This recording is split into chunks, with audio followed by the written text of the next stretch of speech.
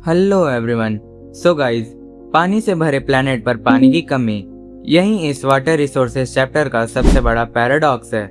हम सबको पता है कि हमारी अर्थ का लगभग 3/4 एरिया वाटर से कवर्ड है, लेकिन फिर भी इसी प्लेनेट पर मिलियंस ऑफ पीपल्स को clean drinking water easily available नहीं होता है।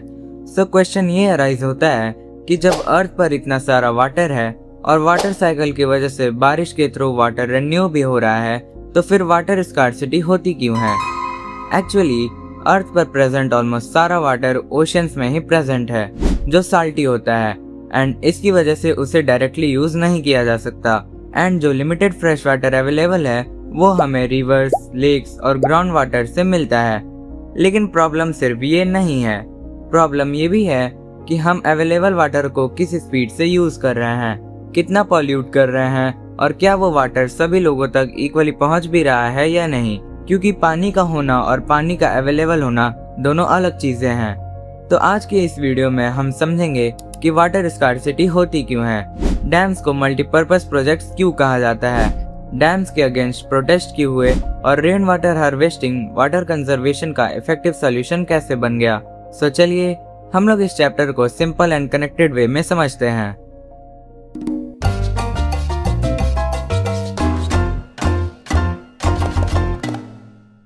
वाटर स्कैर्सिटी सुनते ही शायद आपके मन में राजस्थान जैसे ड्राई एरियाज आते होंगे, लेकिन क्या पानी की कमी सिर्फ वही होती है जहाँ रेनफॉल कम होती है?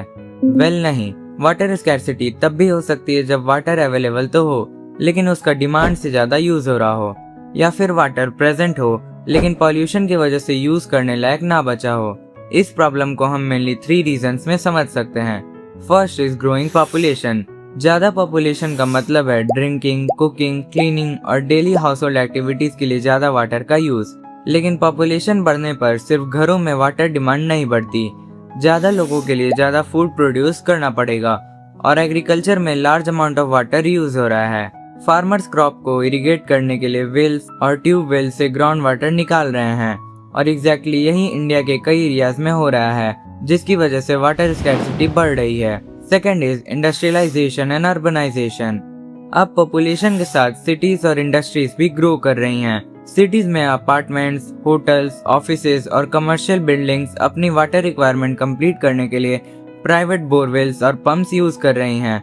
सो एक ही एरिया में large amount of borewells ground water निकाल रहे हैं, तो वाटर टेबल ऑटोमेटिकली और तेजी से नीचे जा रही है।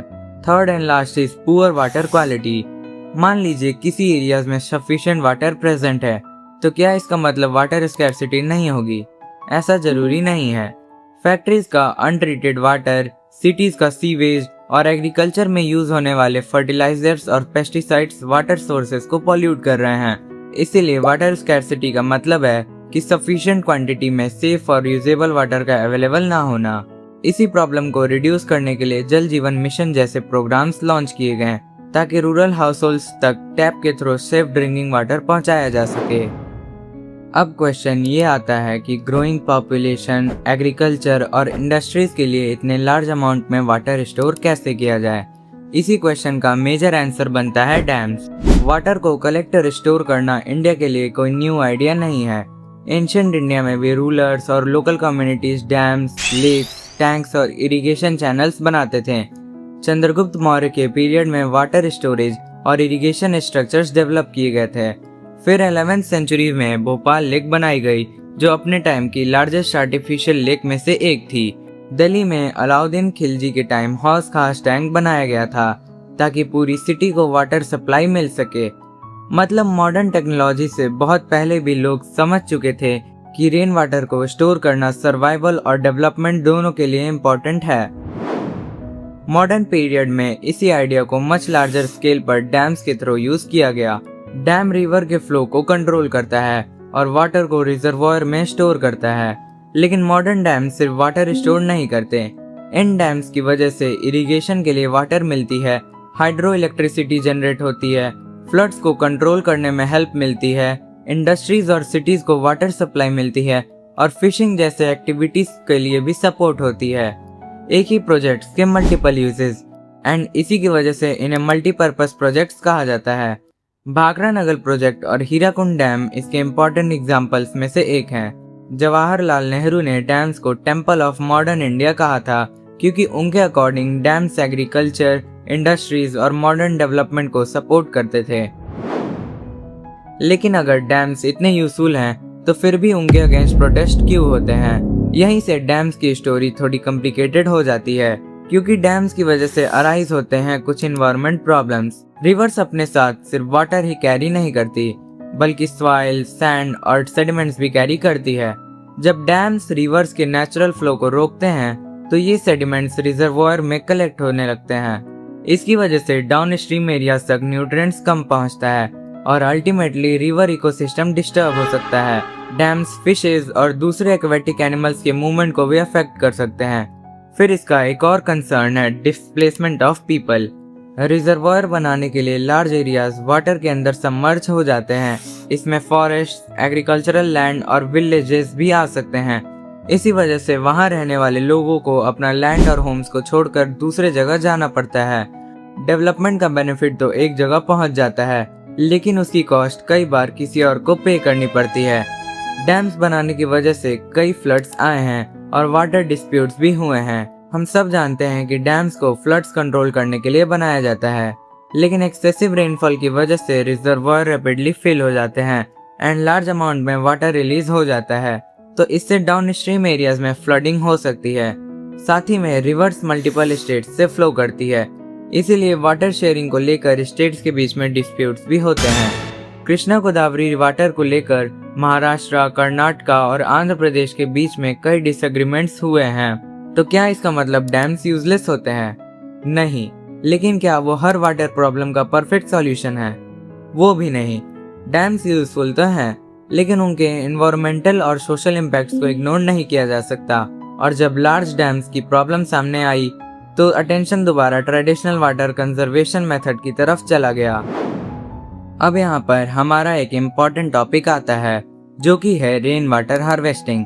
इसका सिंपल मीनिंग है बारिश के पानी को कलेक्ट और स्टोर करना। इंडिया के डिफरेंट रीजन्स में लोकल कम्युनिटीज ने अपने क्लाइमेट और ज्योग्राफी के अकॉर्डिंग डिफरेंट सिस्टम्स डेवलप किए हैं। पहले बात करेंगे गुल्स एंड गुल्स की। वेस्टर्न हिमालयाज में माउंटेन्स स्ट्रीम के वाटर को स्मॉल चैनल्स के थ्रू एग्रीकल्चर फील्ड्स तक डाइवर्ट कर देते हैं। इन चैनल्स को गुल्स या कुल्स कहा जाता है। ये सिस्टम्स लोकल लेवल पर वाटर को फील्ड्स तक पहुंचाने के लिए सिंपल और इफेक्टिव मेथड है। फिर है खादीन्स एंड जोहाज। राजस्थान जैसे ड्राई एरियाज में वाटर कंजर्वेशन और भी इम्पोर्टेंट हो जाता है। यहाँ खादीन्स और जोहाज का यूज किया जाता है। खादीन्स रेन वाटर को एग्रीकल्चरल लैंड के पास कलेक्ट करते हैं, जिससे सॉइल में मॉइस्चर बना रहता है और इसकी वजह से क्रॉप्स को ग्रो करने में भी मदद मिलती है। जोहाज स्मॉल वाटर स्टोरेज स्ट्रक्चर्स होते हैं, जो रेन वाटर कलेक्ट करने के साथ साथ ग्राउंड वाटर रिचार्ज में भी हेल्प करते हैं। नेक्स्ट इज टंकास एंड पलर पानी। राजस्थान के बीकानेर, हालोदी और बरमेर जैसे एरियाज में हाउसेज और कोर्टयार्ड्स के नीचे अंडरग्राउंड टैंक्स बनाए जाते हैं, जिन्हें टंकास कहा जाता है। बारिश होने के बाद क्लीनर वाटर को टंकास में स्टोर किया जाता है। इस वाटर को पलर पानी कहा जाता है और इसे ड्रिंकिंग वाटर का प्योरेस्ट फॉर्म भी माना गया है। ड्राई समर मंथ्स में यही स्टोर्ड वाटर फैमिलीज के काम आता है। फिर बाद में इंदिरा गांधी कनाल की वजह से वेस्टर्न राजस्थान के कई एरियाज में वाटर अवेलेबिलिटी इम्प्रूव हुई, तो कुछ प्लेसेस पर टंकास का यूज कम हो गया। अब ट्रेडिशनल रेन वाटर हार्वेस्टिंग सिर्फ हिस्ट्री का पार्ट नहीं है। उसके एक एग्जाम्पल की बात करें तो कर्नाटका के गेंडाथुर विलेज में ऑलमोस्ट 200 हाउसहोल्ड्स ने rooftop rain water harvesting system को इंस्टॉल किया है। नाउ हम सब जानते हैं कि मेघालय दुनिया का हाईएस्ट रेनफॉल रीजन्स में से एक है, लेकिन क्या आपको पता है कि शिलोंग के कई एरियाज में फिर भी वाटर शॉर्टेज होती है? ये हमें एक इम्पॉर्टेंट पॉइंट समझाता है। सिर्फ रेनफॉल होना इनफ नहीं है, उस वाटर को कलेक्ट और मैनेज करना भी बहुत जरूरी है। अब क्या आपको पता है, मेघालय में बम्बू ड्रिप इरिगेशन सिस्टम का ट्रेडिशनल सिस्टम यूज किया जाता है।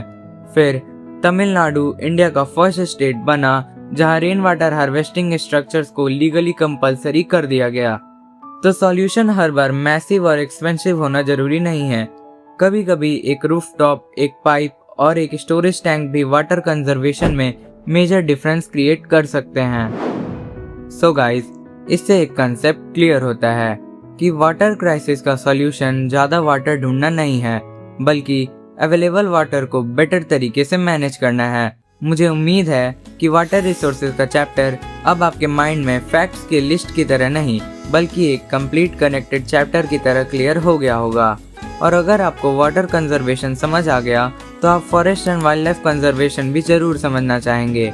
उसे देखने के लिए आप रिलेटेड वीडियो पर क्लिक कर सकते हैं। एंड अगर आपको ये वीडियो अच्छा लगा तो आप हमारे चैनल से भी जुड़ सकते हैं। मिलते हैं नेक्स्ट वीडियो में, तब तक keep learning, keep understanding and most importantly save water.